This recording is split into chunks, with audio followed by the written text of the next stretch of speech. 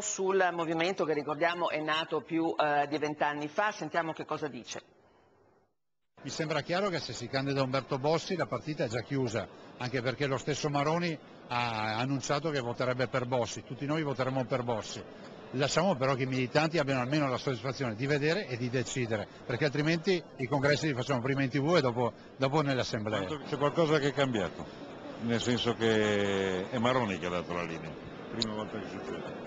Direi che è cambiato innanzitutto che si è parlato di pulizia, si è parlato di rigore, questo l'ha detto anche Umberto Bossi in più occasioni, si è parlato di far pagare chi ha sbagliato e direi che poi una sala così piena, migliaia di persone che sono venute in totale autonomia qui, stanno a dimostrare la salute e la forza del movimento.